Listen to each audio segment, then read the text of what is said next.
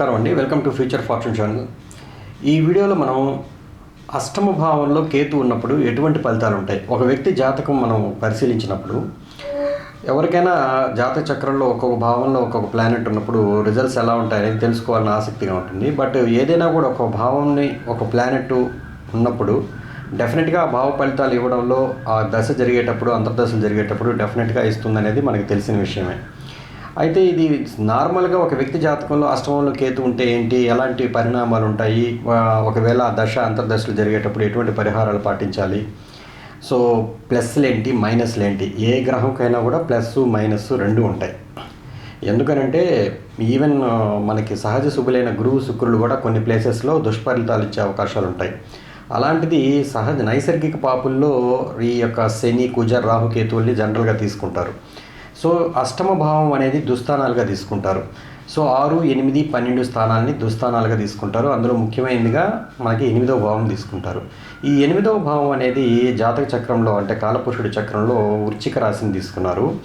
అయితే మీకు ఏ లగ్నంలో పుట్టినప్పటికీ మీ లగ్నం నుంచి 8వ భావం ఏ రాశి అయినప్పటికీ అందులో ఏదైనా ఒక ప్లానెట్, అందులో ముఖ్యంగా కేతు అనే ప్లానెట్ ఉన్నట్లయితే నేను చెప్పే ఈ ఫలితాలు మీకు వర్తించే అవకాశాలు ఉంటాయి. అయితే ఈ వర్తించే అవకాశాలు ఉన్నాయి కదా అని చెప్పి ఇవి జీవితంలో జరుగుతాయని గ్యారంటీ లేదు. ఎందుకు అని అంటే ఖచ్చితంగా మీకు ఆ గ్రహము ఒక్కటే కూర్చొని ఉండాలి. ఆ గ్రహాన్ని ఏ గ్రహము చూడకూడదు.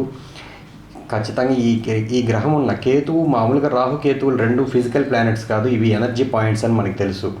ఇవి ఏ రాశిలో ఉంటాయో ఆ రాశ్యాధిపతి యొక్క బలాన్ని బేస్ చేసుకునే ఫలితాలు ఉంటాయనేది మనకు బాగా తెలిసిన విషయమే. బట్ ఇవి ఉన్న ప్లేసెస్లో మాత్రం ఖచ్చితంగా వీటి ఫలితాలు ఇస్తారు. కాబట్టి ఈ అష్టమ భావం గురించి ఫస్ట్ మనం ఐడియా ఉండాలి. తర్వాత కేతు అనే ప్లానెట్ ఎట్లా, దాని మోడ్ ఆఫ్ వర్కింగ్ ఏంటి, ఆ కేతువు యొక్క ప్లానెట్ యొక్క వ్యక్తిత్వం ఏంటి అని మనం తెలుసుకున్న ద్వారా ఖచ్చితంగా ఫలితాలను అంచనా వేయచ్చు. అయితే బేసిక్గా ఏంటంటే ఇప్పుడు ఈ పాయింట్ ఆఫ్ వ్యూలో ఆలోచిస్తే మనకి ముఖ్యంగా 8వ భావం అనేది గుప్త స్థానం అన్నారు. అంటే మనకి కంటికి కనపడని విషయం, అక్కడ ఏదైనా సరే అది ఏమి జరుగుతుంది అనేది ప్రకృతికి అర్థమవుతుంది అని అంటారు. అంటే మన 6th సెన్స్ ఉపయోగించాలి, ఈ పంచేంద్రియాలకి కనపడని విషయాలు అన్నమాట అక్కడ. సో అందువల్ల ఏంటంటే గుహ స్థానాలు అంటే చీకటిగా ఉండే ప్రాంతాల్లో మనం వెళ్ళినప్పుడు అక్కడ ఏముందో తెలియడానికి ఖచ్చితంగా దీపం వెలుతురు అవసరం. ఈ దీపం వెలుతురు అవసరం, జ్ఞానం అవసరం అనే పాయింట్ అంతా కూడా గురువుదే. అందుకని ఈ అష్టమంలో ఉన్న కేతువుకి ఒకవేళ ఏదైనా గురువు యొక్క దృష్టి ఉన్న, కేతు ఉన్న రాశ్యాధిపతి గురువు అయినా, సో కేతువు ఉన్న నక్షత్రాధిపతి గురువు అయినా, ఆ గురువు యొక్క దృష్టి ఈ యొక్క కేతు ఉన్న రాశ్యాధిపతి మీద వచ్చిన ఈ కేతువు పాజిటివ్ రిజల్ట్స్ ఇవ్వడం స్టార్ట్ చేస్తాడు. అంటే ఏ ప్లానెట్ అయినా, ఇప్పుడు రాహు అయినా, ఇప్పుడు ఇంతకుముందు మనం రాహు వీడియో చేసుకున్నాము, అష్టమంలో ఉన్న రాహువు, ఇప్పుడు ఈ కేతు వీడియోలో. సో ఇప్పుడు అష్టమ భావాన్ని మనం ఒక ట్రాన్స్ఫార్మేషన్ జరిగే ప్లేసు అని చెప్పున్నారు. అంటే ఒక పదార్థము ఇంకో పదార్థంలోకి కన్వర్ట్ అవ్వడం. ఇప్పుడు శ్మశానాలు ఉంటాయి, అక్కడ బాడీస్ని అంటే దేహాల్ని మనం తెలుసు కదా, ఖననం చేసినప్పుడు డెఫినెట్గా అది యాషెస్గా మారిపోతుంది, బూడిదిగా. సో అదొక ట్రాన్స్ఫార్మేషన్ అయిందనమాట. సో ఈ శ్మశానాలు ఈ 8th హౌస్ని ఇండికేట్ చేస్తాయి. సో ఒక వ్యక్తి శరీరంలో ఒక పార్ట్ని తొలగించి అక్కడ కరెక్ట్గా క్లారిటీ ఇవ్వడాన్ని ఖచ్చితంగా 8th హౌస్ అంటే, అందువల్ల హాస్పిటల్స్లో ఉండే ఈ ఐసీయూ రూమ్స్ 8th హౌస్ని ఇండికేట్ చేస్తాయి. ఎమర్జెన్సీ సిచ్యువేషన్స్ లైఫ్లో ఎప్పుడైనా స్టార్ట్ అయినప్పుడు వాటిని ఎలా డీల్ చేయాలనే కెపాసిటీ కూడా ఈ 8th హౌస్ ఇండికేట్ చేస్తుంది. అష్టమం భావం బలంగా ఉన్న వాళ్ళందరికీ కూడా ఈ విషయాలలో బాగా బాగా సమర్థవంతంగా నడపగలరు అని అర్థం.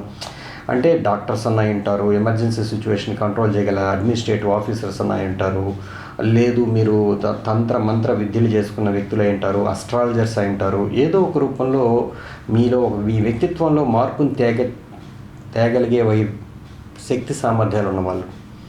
అంటే ఇవన్నీ కూడా పాజిటివ్ పాయింట్స్. మరి ఒక గ్రహం గురించి మనం మాట్లాడేటప్పుడు అది మీకు అదృశ్య గ్రహమైనా ఇండైరెక్ట్గా అది మనకి పనిచేస్తుంది. కాబట్టే పరాశర మహర్షి వాటికి స్థానాలు కల్పించి, అంటే స్థానాలంటే వాటికి పర్టికులర్గా ఈ ప్లేసెస్లో ఉచ్చస్థితి పొందే అవకాశం ఉంటుంది.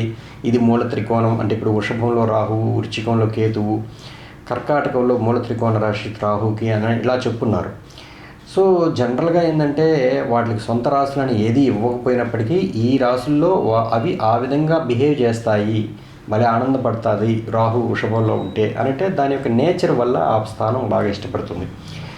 సో అక్కడ ఈ విధంగానే కేతువు కూడా ఆ యొక్క ప్లానెట్ వృచ్చికంలో, అంటే ఏదైనా సరే ఒక సీక్రెట్గా, ఒక గుప్తంగా ఉండే విషయాలని శోధించడం అన్నా, ప్రకృతిలో ఈ ఎనర్జీస్ ఎలా పనిచేస్తున్నాయి, ఒకదానికొకటి ఎలా లింక్ అయ్యి హ్యూమన్ లైఫ్ మనకి గ్రహాల మీద ఆధారపడి ఉంది. సో ఒక వ్యక్తి మైండ్ ఏ విధంగా పనిచేస్తుంది పర్టికులర్ సిచ్యువేషన్లో, ఇలాంటివి లోపల అంశాలు కనుక్కునేదానికి బాగా ఉత్సుకత చూపించే గ్రహం కేతువు. అయితే ఇది రాహు కూడా అటువంటి టైప్ ఆఫ్ అబ్జర్వేషన్ స్కిల్స్ ఉంటాయి, కానీ అది కేవలం బుద్ధితోనే ఆలోచిస్తుంది. కేతు అనేది హృదయంతో కూడా ఆలోచిస్తుంది. కేతుకి తల ఉండదు. సో కేవలం కాళ్ళు చేతులు, అంటే పని చేయడానికి కావాల్సిన ఇది ఉంటుంది, బట్ హృదయంతో పనిచేస్తుంది. అందువల్ల ఈ హృదయం అనేది భగవంతుడు యొక్క సంకల్పంతోనే పనిచేస్తుంది. కాబట్టి జనరల్గా కేతు పాజిటివ్ వేలో పనిచేస్తే జనరల్గా మనకి సంకల్పం అనేది భగవంతుడి నుంచే వస్తుంది వాళ్ళకి. సో అందువల్ల వీళ్ళకి కేతువు బాగా బలంగా ఉన్నాడా లేదా అని తెలుసుకునేదానికి మనకి కొన్ని సిమ్టమ్స్ ఉన్నాయి నిత్య జీవితంలో. వీళ్ళు ఎర్లీ మార్నింగ్ లేచినప్పుడు, అంటే ఉదయం బ్రహ్మముహూర్త కాలంలో లేయడానికి ఎక్కువగా ఇంట్రెస్ట్ చూపిస్తుంటారు. సో వాళ్ళకి ఆటోమేటిక్గా ఆ టైంలో ఏదో ఒక రూపంలో మెలకువ రావడం జరుగుతుందన్నమాట. అది కళల రూపంలో కావచ్చు, లేదు ఎందుకంటే బలమైన కళలు కూడా కేతు బలంగా ఉన్న వాళ్ళకి, అందుకే ఎర్లీ మార్నింగ్ కళలు వచ్చే వాళ్ళకి అవి జరుగుతాయని అంటారు చూసారు బ్రహ్మముహూర్తంలో, అది కేతువు వల్లే. సో అందువల్ల కేతు బలంగా ఉన్న వ్యక్తులు జనరల్గా కళలు బాగా స్పష్టంగా చెప్పగలుగుతారు. నాకు ఈ కళ వచ్చింది, నా కళలో ఇది జరిగింది, అది జరిగింది. సో అది కేతువుకు ఒక సిమ్టమ్స్ అనమాట. వీళ్ళ కేతు పాజిటివ్గా పనిచేస్తుంది, సూక్ష్మజ్ఞానం బాగా పనిచేస్తుంది. వీళ్ళ ఆధ్యాత్మిక చింతన కలిగిన వ్యక్తులు చెప్పేదానికి ఉదయాన్నే బ్రహ్మముహూర్త కాలంలో ఎక్కువగా మెలకు వస్తుంది వీళ్ళకి. సో అది ఏదో ఒక రూపంలో వాళ్ళు బాగా నిద్రపోతున్నా, దోమలు గుట్టైనా లేస్తారు, ఆ టైంలో ఎందుకో లేస్తారు డెఫినెట్గా. సో ఇట్లాంటి నేను చాలాసార్లు చూస్తున్నాను. అయితే ఒక పాయింట్, ఈ కేతు అష్టమంలో ఉన్నప్పుడు ఈ రిజల్ట్ ఫిజికల్గా, మెంటల్గా, ఆధ్యాత్మికంగా ఇట్లా ప్లస్ మైనస్లు మనం మాట్లాడుకుందాం. సో ఫిజికల్గా చూస్తే ఇది మామూలుగా అయితే ఆయుష్ స్థానం అని అంటారు అష్టమ స్థానాన్ని. సో ఆయుష్ పరంగా చూస్తే ఇది ఏదన్నా బ్రేక్ చేస్తుందా, లేకపోతే ఇది కొంచెం నైసర్గిక పాపి కాబట్టి ఇది కొంచెం ఆయుష్ని తగ్గించడంలో ఇది ఒక దోహదపడుతుంది అనే దానికి ఆస్కారం ఉందా, లేదా వీళ్ళు ఆత్మజ్ఞానం ద్వారా ఇచ్ఛా మృత్యువు, అంటే వీళ్ళుగా ఇంకా నా పనులు అయిపోయినాయి ఈ భూమి మీద, నేను ఇంకా చనిపోవచ్చు అనే వీళ్ళే సంకల్ప శక్తితో చనిపోతారా, అంటే జీవ సమాధి పొందేవాళ్ళు. సో అట్లా కొంతమందికి ఉంటుంది ఆ శక్తి. సో ఇది కూడా కేతు అష్టమంలో ఉండే వాళ్ళకి పనిచేస్తుంది. ఇంకొకటి, ఈ కేతు ఒకవేళ అంటే అసహజ మరణం, సహజ మరణం కన్నా అసహజ మరణం అంటారు. సో ఇది కూడా చెప్తారు. ఒకటి, తర్వాత వీళ్ళు చిరకాలం గుర్తుండిపోయే విధంగా, అంటే మరణం తర్వాత కూడా గుర్తుండిపోయే విధమైన పనులు చేస్తారు అనే పాయింట్ కూడా ఉంది. అది ఇర్రెస్పెక్ట్ ఆఫ్ కేతు ఉన్న రాష్ట్రాధిపతి కానీ కేతువుని చూసే గ్రహం వల్ల కానీ ఏర్పడుతుంది. అయితే ఇంకొకటి, ఫిజికల్గా చూస్తే వీళ్ళకి పైల్స్ వల్ల ఇబ్బందులు పడే అవకాశాలు ఉంటాయి, లేదు హీట్ రిలేటెడ్ ప్రాబ్లమ్స్ వల్ల, ఎందుకంటే కుజవత్ కేతు అని కూడా అన్నారు. సో అదొకటి. తర్వాత వీళ్ళకి ఒకవేళ బ్లాడర్లో స్టోన్స్ కానీ, లేదు ఆ లేడీస్ అయితే యూటరస్ కట్ చేయడం కానీ, యూటరస్లో ప్రాబ్లమ్స్ కానీ వచ్చే అవకాశాలు ఉంటాయి. ఇకపోతే ఇది మనకి అంటే జనరల్గా టాయిలెట్కి వెళ్ళినప్పుడు బాగా ఇబ్బంది పడేది అంతా పైల్స్ వ్యాధిలే. సో అందువల్ల అంటే ఆ పార్ట్ వరకు ప్రైవేట్ ఆర్గాన్స్లో ఏదైనా ఎనీ స్పెసిఫిక్ దీర్ఘకాలిక రోగాలు వచ్చే అవకాశాలు కూడా ఈ కేతు అష్టమంలో ఉన్న వాళ్ళకి ఉండే అవకాశాలు ఉన్నాయి. ఎందువల్ల, రాహు రెండో ఇంట్లో ఉండి, అంటే నోటి స్థానంలో ఉన్న వీళ్ళు తినే ఫుడ్డు సరైన జ్ఞానం లేనందువల్ల, అది వేడి వల్ల లేకపోతే ఇంకోటి వల్ల మొత్తానికి అది ఒక రకమైన, అంటే ఇది కొంతమంది క్యాన్సర్ వచ్చేస్తుందా సార్ చాలామంది చెప్పున్నారు, అష్టమంలో కేతు ఉంటే క్యాన్సర్ వస్తుంది అనే పాయింట్ కొంతమంది మాట్లాడున్నారు. బట్ అయితే నేనేమంటానంటే వచ్చే ఆస్కారం ఉంది, వస్తుంది అని గ్యారంటీ చెప్పలేము, ఎందుకంటే it depends upon several factors in horoscope. So Ketu ఒక కారకం, రాహు ఒక కారకం ఈ క్యాన్సరస్ డిసీజెస్కి ఇట్లాంటి వాటికి. ఎందుకు అని అంటే ఇవి మనకి కంటికి కనపడవు, ఎప్పుడో వస్తే కానీ బయటపడిన విషయం అనమాట. డాక్టర్స్ కూడా డయాగ్నోస్ చేయడానికి చాలా కష్టపడతారు. సో వచ్చిన తర్వాత ఇది స్టేజ్లో ఉందండి, ఇప్పుడు కష్టం అండి, ఇట్లా చెప్పే అవకాశం ఉంటాయి. ఇట్లాంటివన్నీ కూడా రాహుకేతువుల లెక్క ఇన్ఫ్లుయెన్సే. సో ఇదొక స్పెసిఫిక్ ఫ్యాక్టరు, బట్ ఇది కూడా ఒక మనం మైండ్లో పెట్టుకోవాలి. ఎందుకు వస్తుంది అనే పాయింట్ కూడా, రాహు రెండో ఇంట్లో ఉన్నందువల్ల, రాహు ఏ ఇంట్లో ఉంటే ఆ ఇంట్లో వీళ్ళకి ప్రాథమికమైన అవగాహన తక్కువగా ఉంటుంది. మనీ మేనేజ్మెంట్ విషయంలో కానీ, లేదు ఫుడ్ విషయంలో కానీ ఖచ్చితంగా వీళ్ళు కొంచెం ఫస్ట్ పార్ట్ లైఫ్లో బాగా ఇబ్బంది పడతారు. ఆఫ్టర్ 42 లైఫ్లో వీళ్ళు కొంచెం మంచి అవగాహనకు వచ్చి జీవితాన్ని మార్చే సంఘటనలు జరుగుతుంటాయి. అందువల్ల బాగా మంచిగా డెవలప్మెంట్ ఆఫ్టర్ 42 నుంచి వీళ్ళ జీవితంలో మనం గమనించవచ్చు కేతు అష్టమంలో ఉన్న వాళ్ళకి. దీన్నే మనం రాహు రెండో ఇంట్లో ఉన్న వాళ్ళకి కూడా అనువదించుకోవచ్చు. బట్ అయితే సెటిల్మెంట్ పాయింట్ ఆఫ్ వ్యూలో వరకే. అయితే ఈ కేతు అష్టమంలో ఉన్న వాళ్ళు డాక్టర్స్ అయి ఉన్నారు, అస్ట్రాలజర్స్ అయి ఉన్నారు, రీసెర్చర్స్ అయి ఉన్నారు, ఇన్ కేసు లాయర్స్ అయి ఉన్నారు, లేదు ఈ ఈవెన్ సర్జన్స్ అయి ఉన్నారు. కట్ చేసే విషయంలో కూడా ఒక క్రిస్పీగా కంటెంట్ని రాయడంలో రైటర్స్ ఉంటారు. సో ఇంత పెద్ద పారాగ్రాఫ్ను కూడా ఒక చిన్న పారాగ్రాఫ్గా మార్చి రాయగల కెపాసిటీ కేతు ఉన్న వాళ్ళకి, బలంగా ఉన్న వాళ్ళకి ఉంటుంది. సో ఎవరైనా సరే ఎక్కడైనా ఏదైనా ఒక పుస్తకం చదివినా, లేదు వీళ్ళకి డెఫినెట్గా మంచి రైటింగ్ అబిలిటీస్ కూడా ఒక్కోసారి ఉండే అవకాశాలు ఉంటాయి. కేతువు సహజంగా ప్రకృతికి కారకుడు కాబట్టి వీళ్ళు ప్రకృతితో గడిపినప్పుడు చాలా మంచి థాట్స్ వస్తుంటాయి. వీళ్ళకి ఆధ్యాత్మిక చింతన బాగా పెరుగుతుంది.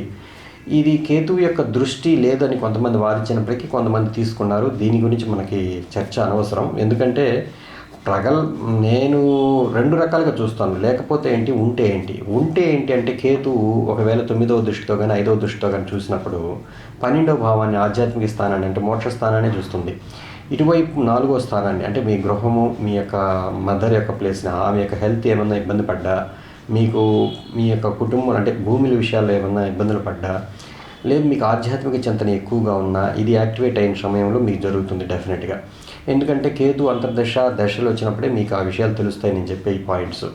అదర్వైజ్ జీవితంలో మనకు ఏదో ఒక దశలో ఏదో ఒక అంతర్దశ అంటే కేతు అంతర్దశ వస్తూనే ఉంటుంది. సో పర్టికులర్గా దీర్ఘకాలిక రోగాలు రావడానికి, మీ యొక్క జీవితంలో మీ వంశపారంపర్యంగా వచ్చే వ్యాధులు సంక్రమించేదానికి కూడా కేతు దోహదపడుతుంది.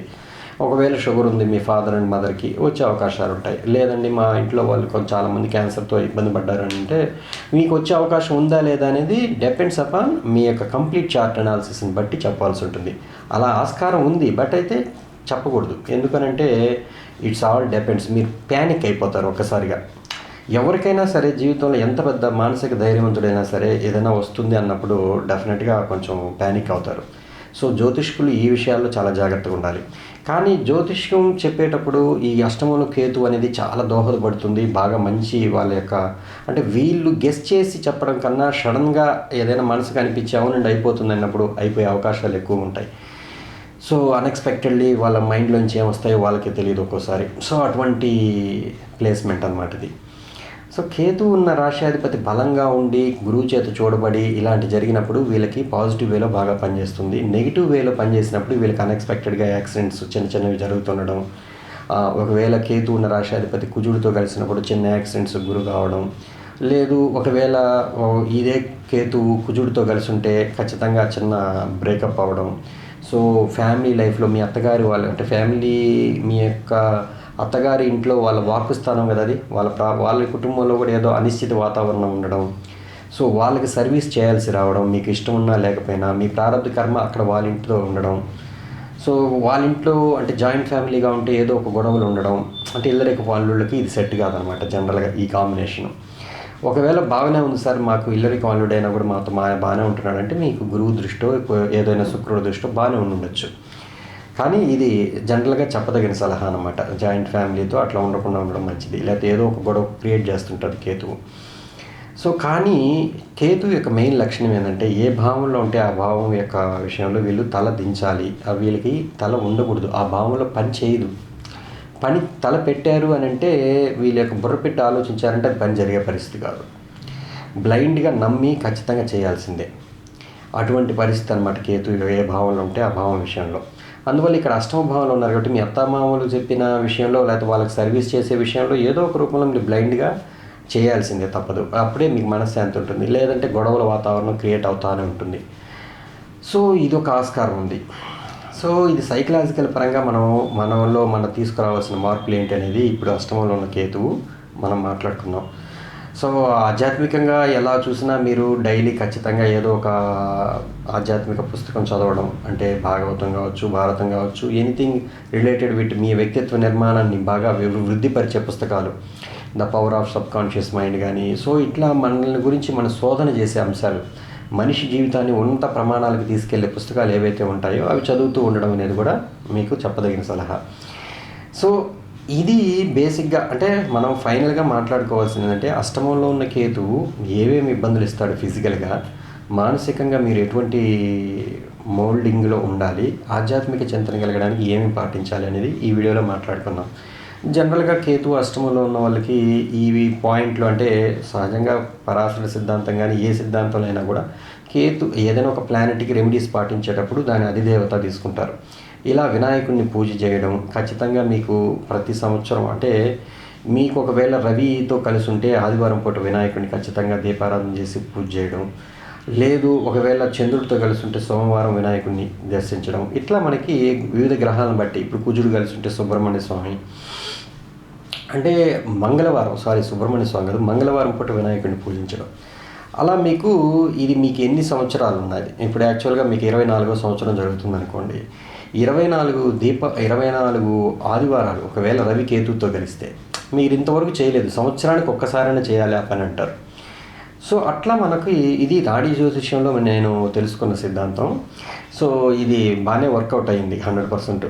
సో ఇది కూడా చేయడం మంచిదే. మీకు ఒకవేళ కేతు మహాదశ జరుగుతుండి మీకు ఒకవేళ ఇదే నేను చెప్పిన ఈ విధంగా కాంబినేషన్స్ కలిసి ఉంటే డెఫినెట్గా ఆ వారం డెఫినెట్గా మీరు దీపం ఇచ్చి వినాయక స్వామికి అర్చన చేయించుకోవడం మీ జన్మ నక్షత్రం మీద మంచిది. సో తర్వాత వినాయక స్వామికి ఏదైనా నైవేద్యం పెట్టడం అంటే ఉండ్రాలు పెట్టడం, గరికితో పూజించడం, ఇవన్నీ కూడా మనకు తెలిసిన విషయాలే. అయితే కేతువుకి కుక్కలకి ఆహారం పెట్టడం, వాటి పోషణకి ఏదైనా మనం ఖర్చు చేయడం అనేది కూడా చెప్పదగిన సలహా. ఇకపోతే మీకు వచ్చిన ఐడియాస్ బుక్ రూపంలో రాయడమో లేదా డైలీ ఏదైనా రైటింగ్ హ్యాబిట్ లాగా పెట్టుకోవడమో మీకు చెప్పదగిన సలహా. ఎక్కువగా నేచర్తో మమేకమయ్యే పనులు చేయడం అంటే వాకింగ్ చేయడం విత్ బేర్ ఫుట్ అంటే మీకు చెప్పులు లేకుండా నడవడం భూమి మీద. సో ఇది కూడా మీకు చెప్పదగిన సలహా. ఇవి బేసిక్గా బాగా పనిచేస్తాయి అంటే మనకి ఎక్స్పీరియన్స్ మీద కొంతమంది క్లయింట్స్ చెప్పిన విషయాలు ఇవన్నీ. సో ఇవి మీ షేర్ చేసినందుకు మీకు ఉపయోగపడతాయని అనుకుంటున్నాను. సో కేతు అష్టమ భావంలో ఉన్నందుకు ఇవన్నీ కూడా ఫలితాలు ఉంటాయండి. ఇంకేదన్నా మనం మిస్ అయి ఉంటే నెక్స్ట్ తదుపరి వీడియోస్లో మనం కంటిన్యూ చేద్దాం. నమస్కారం, మీ రాజేష్.